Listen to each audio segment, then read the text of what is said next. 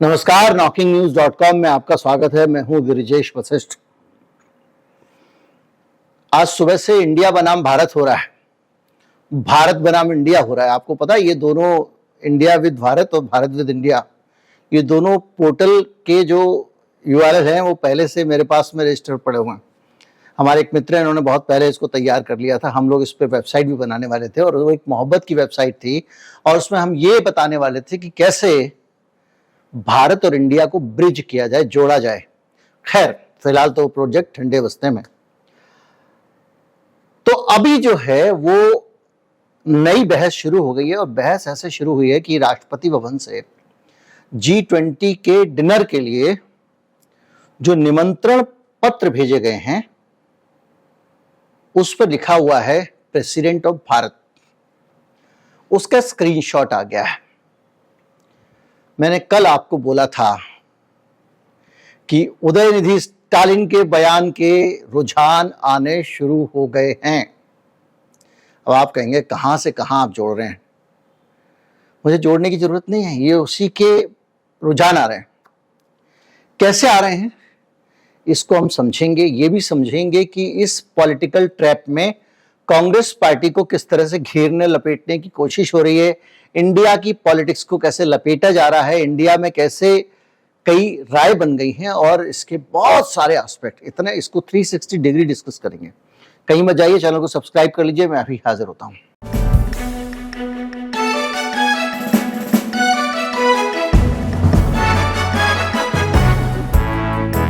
मसलन यह है कि उदयनिधि स्टालिन ने, मैंने आपको पहले वीडियो में बताया था कि उदयनिधि स्टालिन ने ये एक ऐसा पंडोरा बॉक्स खोला है जिसपे जितना भारतीय जनता पार्टी, जितना हिंदूवादी लोग रिएक्ट करेंगे उतना ज्यादा उनको नुकसान होगा, क्योंकि ये सामाजिक न्याय की बात को उभारता है। पहले दिन तो रिएक्शन आई, फिर बाद में इनको ये समझ में आना शुरू हो गया कि ये हम कर क्या रहे हैं। ये एक तरह से हम उत्तर भारत में, दक्षिण भारत को तो दूर कर ही रहे हैं आप इस पर रिएक्ट करके, उत्तर भारत में आप एक डिवाइड पैदा कर रहे हैं। किसके अंदर? अपने वोट बैंक के अंदर। यानी बीजेपी के अंदर ही दलित बनाम सवर्ण वाला जो डिवाइड था, जो बीजेपी अलग अलग मुद्दों को ढक ढक के उसको खत्म करने में कामयाब हुई थी, वो बाहर निकल के आ गया है। 2 दिन ये लोग उस पर रिएक्ट किया इन्होंने। अब इनको समझ में आया तो बड़ा चक्कर हो गया।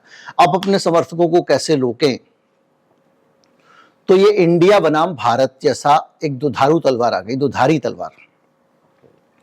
2 तरह से मार करेगी। एक तो इंडिया गठबंधन के आने भर से कुछ तो असर पड़ा होगा, कुछ दिमाग पे असर हुआ होगा, कुछ उस इंडिया नाम से जो बनाया उन्होंने INDIA, उससे लगता होगा कि वो कुछ खतरा बन गया इनके लिए। कुछ तो बात होगी कि अचानक भारत, इतने भैया 9 साल से सरकार में हो आप, 9 साल से भारत की बात तो नहीं हुई। अब ये इंडिया गठबंधन बनते ही भारत की बात कैसे हो गई। अब केजरीवाल ने एक बयान दिया है। केजरीवाल ने कहा भैया क्या वो भारत नाम बदल देंगे, भारत नाम रख लेंगे तो आप भारत बोलना भी बंद कर दोगे, फिर कोई नया नाम ढूंढोगे देश के लिए। लेकिन इसमें गंभीर विमर्श ये है कि भैया पॉलिटिकल आपकी राइवलरी चलती रही है, राजनीतिक बयानबाजी भी चलती रहेगी। भगवान के लिए देश को अपनी राजनीति से दूर रखिए। देश अलग है, पार्टी अलग है। आप पार्टी के मामलों में भारत के राष्ट्रपति को शामिल कर रहे हैं। इंडिया और भारत की बहस सीधे सीधे ये इंडिया गठबंधन बनने के बाद खड़ी हुई है। अगर उनके गठबंधन के इंडिया शब्द को आप हे दिखाना चाहते हैं, विदेशी दिखाना चाहते हैं, मोदी जी ने उस पर बयान भी दिया, ठीक दीजिए, लेकिन उसके लिए राष्ट्रपति भवन का उपयोग आप करेंगे तो क्या देश की संस्थाएं, ये देश आपको चलाने को दिया है, आपको ये देश राजनीतिक इस्तेमाल के लिए नहीं दिया गया है। कभी आप, और ये एक्सटेंशन है उसका जो भी हम देखते आए हैं, कभी ईडी का इस्तेमाल हो रहा है, कभी CBI का इस्तेमाल हो रहा है। ये इस्तेमाल आप अपने राजनीतिक उसके लिए नहीं कर सकते। राजनीतिक पदों पे बैठे हुए लोग, सरकारी पदों पे बैठे हुए लोग राजनीतिक बयान दे रहे हैं, गवर्नर्स का दुरुपयोग, अलग अलग जगहों पे शिकायतें आती रहती हैं। तो ये आप मणिपुर का पूरा मसला देख लीजिए, किस तरह से कई वीडियो बनाया मैंने, दोहराने की जरूरत नहीं है। तो ये एक पॉइंट है जो बड़ा तगड़ा है। अब इस बीच में एक और चीज आई कि भैया भुलाना तो है ना, जब आपको किसी जगह पे कुछ सुगबुगाहट हो रही है, उसको बदबू आ रही है, सड़न आ रही है लाश की, तो आप क्या करोगे? फिनाइल डालोगे, परफ्यूम डालोगे, किसी तरह से ढक जाए। एक और मसला उठाया गया कि आरटीआई डाल के पूछा है, साहब मोदी जी कभी थकते नहीं है और मोदी जी कभी छुट्टी नहीं लेते हैं। भारत के प्रधानमंत्री मोदी ने एक बार भी छुट्टी नहीं ली है। आ गया है। अभी मैं आपको आके बीजेपी का कैरेक्टर बताऊंगा, हिंदू समर्थक और हिंदू विरोधी मामले पे भी, इसी संदर्भ में, इसी उदयनिधि वाले संदर्भ में। लेकिन इन चीजों को छूते हुए चलना जरूरी है, क्योंकि ये उसको काउंटर करने के लिए नैरेटिव लाए गए हैं। एक काउंटर करने के लिए नैरेटिव और लाया गया कि मोदी जी जो है बहुत मेहनती प्रधानमंत्री है, वो कभी छुट्टी नहीं लेते हैं। ये 2016 में भी लाया गया था। एक आरटीआई डाल दीजिए। एक एक्सपेरिमेंट सुनाता हूं, बड़ा पुराना था। एक साहब डिसेक्शन कर रहे थे मेंढक का। तो मेंढक का डिसेक्शन करते करते उन्होंने क्या किया कि पहले प्रयोग कर रहे थे, उन्होंने एक टांग काटी, ताली बजाई, मेंढक उछला। दूसरी टांग काटी, ताली बजाई, मेंढक थोड़ा कम उछला। तीसरी काटी, बहुत कम उछला, और चौथा हाथ भी उसने मेंढक का काट दिया। उसके बाद ताली बजाई, वो नहीं उछला। उन्होंने अपने प्रयोग की पुस्तक में लिखा कि मेंढक को एक टांग काटो, जोर से उछलता है, दूसरी काटो, कम जोर से उछलता है, तीसरी काटो और कम जोर से उछलता है, और चौथी काटो तो ताली बजाने पर भी उछलना बंद कर देता है। इससे यह निष्कर्ष निकलता है कि मेंढक टांगों से सुनता है। यह वैसे ही निष्कर्ष है।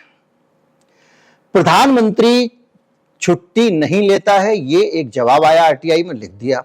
2016 में भी ऐसी आरटीआई डाली गई थी, मैं आपको दिखा रहा हूं कटिंग तब की। और उसमें कहा गया था, ये आरटीआई भी वही लोग डलवाते हैं जो कहते हैं थकते नहीं, कि प्रधानमंत्री जी ने कितनी छुट्टियां ली। एक और समझदार आदमी ने ये आरटीआई डाल दी, प्रधानमंत्री जी ने कितनी छुट्टियां ली, और उसके पीछे पुराने सारे प्रधानमंत्रियों का नाम डाल दिया। देवगौड़ा ने, नरसिंह राव ने, इसने उसने कितनी कितनी छुट्टियां पद पर रहते हुए ली।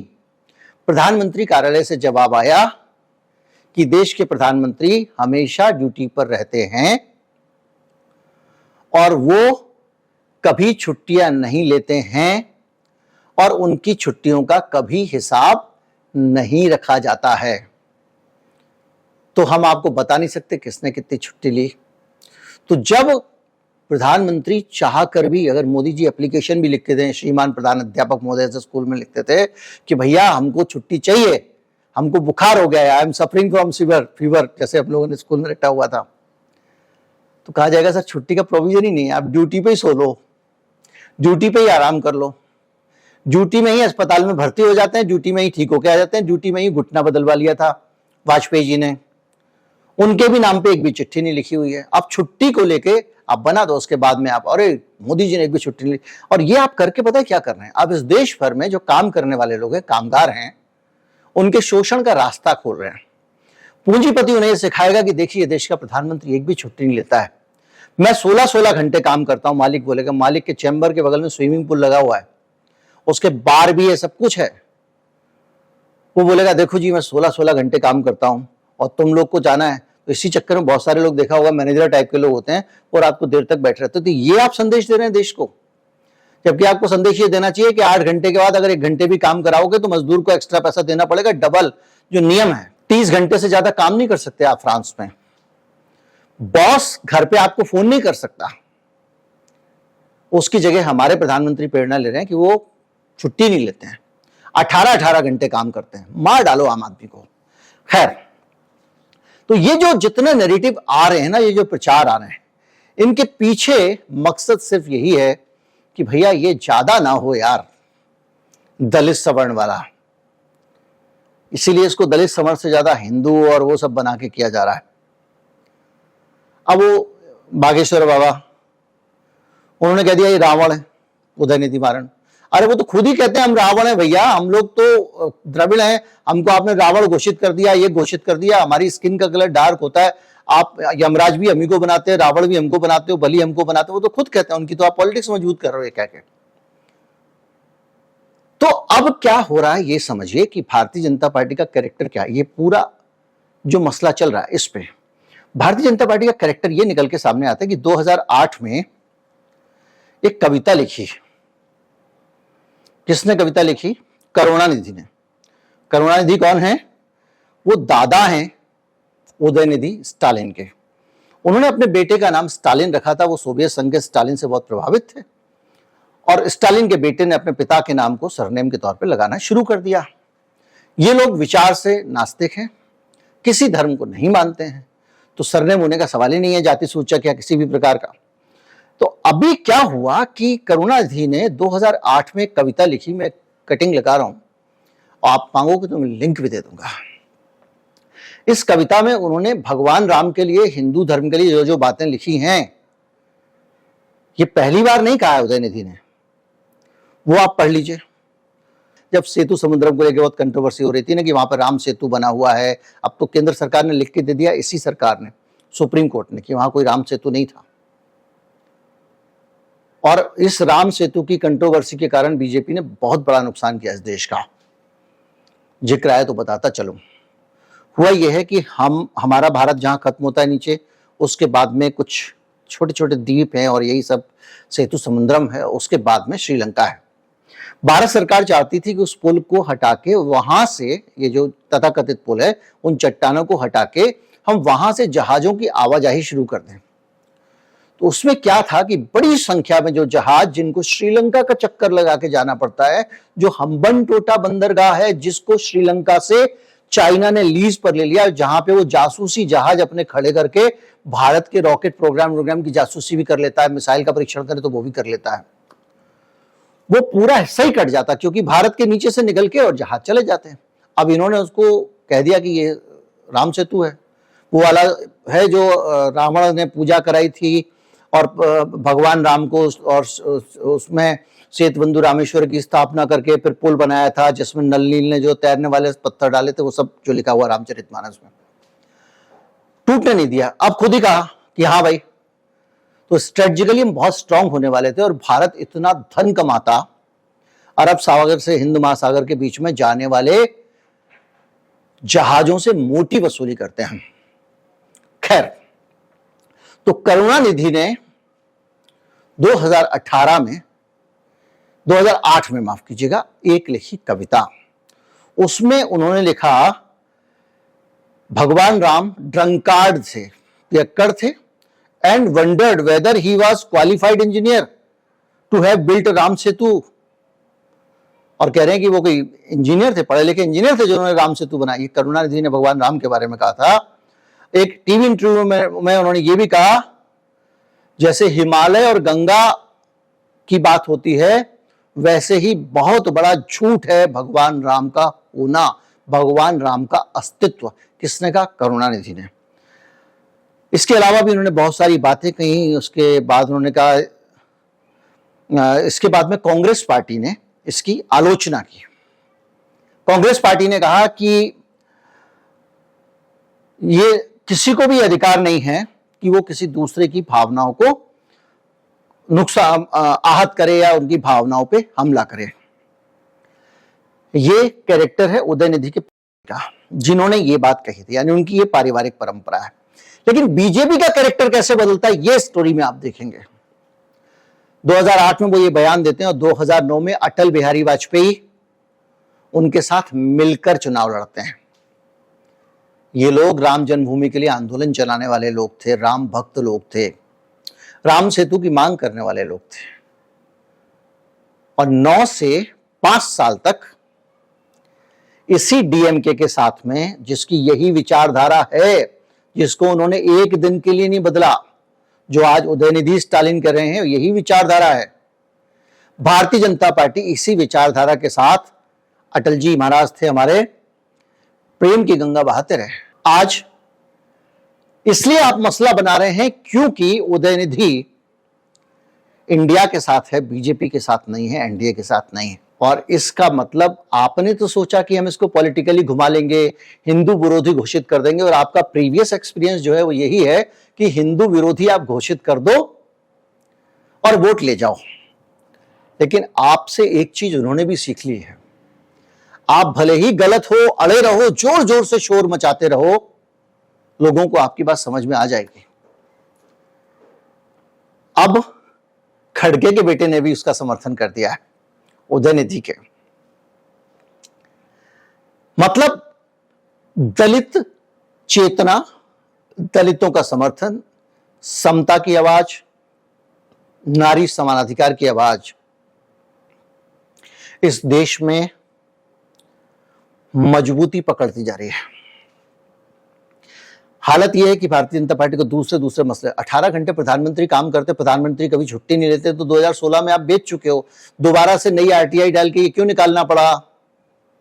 क्योंकि आप कुछ ना कुछ बना के रखना चाहते हो और आपको लगा ये टाइमिंग सही है भैया, ये यहाँ पे उदयनिधि वाले मामले में जाती हुई भाई बात जो है वो 1 सेकंड के लिए इस बात की हो रही है कि उसने कह दिया कि हिंदू धर्म को खत्म कर देना चाहिए, लेकिन ज्यादा चर्चा तो इस बात की हो रही है ना कि क्यों खत्म कर देना चाहिए।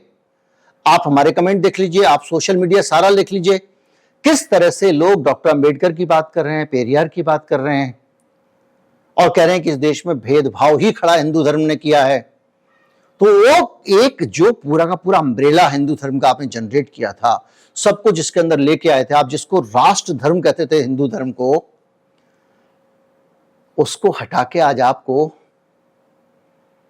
18 घंटे पे आना पड़ रहा है।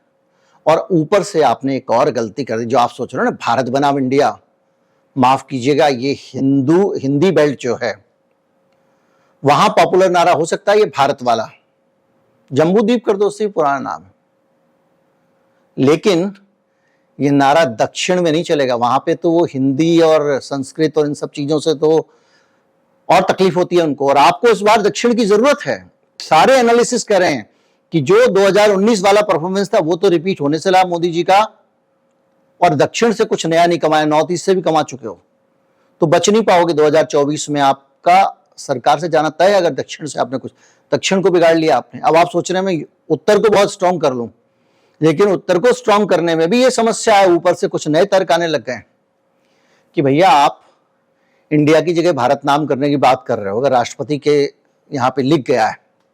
वैसे प्रेसिडेंट ऑफ इंडिया और भारत के राष्ट्रपति हमेशा से लिखा जाता रहा है, कुछ उसमें भारत नया नहीं है। तो क्या आप इस देश में इस नाम को बदलने का मतलब जानते हैं कि आप एक नई नोटबंदी लाने वाले हैं, जिस नोटबंदी में एक भी नोट पुराना नहीं चलेगा। पहले तो गिनती के आपने 2000 का, 500 का, 1000 का ही बंद किया ना, क्योंकि अब तो हर नोट पे इंडिया लिखा हुआ है, हर सिक्के पे इंडिया लिखा हुआ है। ये संजय सिंह ने मसला उठाया है, लॉजिक है। मान लिया कि सिक्के पे भारत और इंडिया दोनों लिखा हुआ, तो राष्ट्रपति में भी लिखा हुआ था भारत और इंडिया और दोनों। और उससे भी ज्यादा बड़ी बात यह है कि भैया इस देश में जितनी जगहों पे जितनी संस्थाएं हैं, इसरो इंडिया से शुरू होता है, आईआईटी, आईआईएम, एम्स, क्या क्या है, कहां कहां से हटाओगे? और आप इस सबको हटाने की कॉस्ट जानते हैं? एक शहर का नाम बदलते हैं उसकी कॉस्ट कितने 100 करोड़ होती है, पता है? क्या गरीब देश गरीबी है ये जो दिल्ली में दिख रहा है ना, कि आप आदमियों को बताइए साहब, 3 दिन का आपने लॉकडाउन लगा दिया, उस लॉकडाउन में आपने ये कह दिया कि स्विगी जोमेटो वगैरह की जो खाने की होम डिलीवरी भी नहीं होगी, बाजार बंद रहेगा, स्टूडेंट रहता है कमरे पे, समोसे खाने नहीं जा पाएगा बाहर पेट भरने के लिए, कुलचे छोले नहीं खा पाएगा, 3 दिन बंद है, ऑफिस की छुट्टी, स्कूल की छुट्टी, और घर पे भी खाने की डिलीवरी नहीं होगी।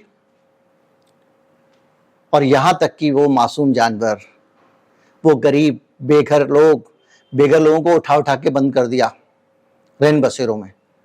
वो मनुष्य हैं, सोच लेंगे, एक जानवर जिसको अचानक घसीट के कोई ले जा रहा है और उसको उठा के इकट्ठा एक जगह पे कहीं बाहर अनजान जगह पे डाल दोगे, उन कुत्तों को कितना डर लगेगा सोचा? मोदी जी ने तो 1 लाइन की एडवांस में माफी मांग ली है। खैर, तो ये जो आ रहे हैं 20 देशों के बड़े बड़े फन्ने खां और उनके बड़े बड़े हॉन्चोस, अतिरथी महारथी टाइप के, तो उनके साथ में उनकी मेहमान नवाजी में इस देश का शासक इस देश के लोगों के साथ क्या क्या कर रहा है ये हम देख रहे हैं। तो लेकिन देश यही नहीं है ना, देश वो है जो हमने देखा था लॉकडाउन में निकल के जब बाहर आया था और अपने घर जा रहा था साइकिल पे, पैदल, सड़कें भर गई थी गरीबों से, जिन लोगों को लगता है इस देश में गरीबी नहीं है, याद कर लीजिए। और उन लोगों की कीमत पे आप इतना महंगा शौक पालोगे, नाम बदलने वाला? वो एक अलग मसला है। बहरहाल जो भी है, ये अपने ही जाल में फंसने वाले काम होते जा रहे हैं। पहले वो एक नॉन वर्केबल आइडिया लेके आ गए, भारत में एक साथ चुनाव कराने वाला। उसके बाद में राष्ट्रपति की बेइज्जती, राष्ट्रपति पूर्व राष्ट्रपति रहे, उनको कमेटी का अध्यक्ष बना दिया। वो जो रिकमेंडेशन करेगी उसके डिप्टी सेक्रेटरी रैंक का अधिकारी राष्ट्रपति रहे हुए आदमी की रिकमेंडेशन को पहले फर्स्ट इंप्रेशन में जांचेगा। ये हो रहा है। जो भी है बहुत दुखद है। और सबसे ज्यादा इंपॉर्टेंट यह है कि अगर राम का अपमान उदयनिधि ने किया है तो राम का अपमान पहले भी हुआ है। आज राम के अपमान पे आप केवल इंडिया और एनडीए का अंतर आया है, उनके स्टैंड में आपका पूरा रुख बदल गया है। और उससे भी बड़ी बात कि आप अब ये राम और हिंदू को लेकर जितना चिल्लाइएगा उतना ही बाद में आपको दर्द होगा। उम्मीद करता हूं वीडियो आपको अच्छा लगा होगा। अच्छा लगा हो तो ज्यादा से ज्यादा लोगों तक पहुंचाएं, चैनल को सब्सक्राइब कर लें। नमस्कार, जय हिंद। मेंबरशिप लेनी है तो ले लीजिएगा, नीचे लिंक है।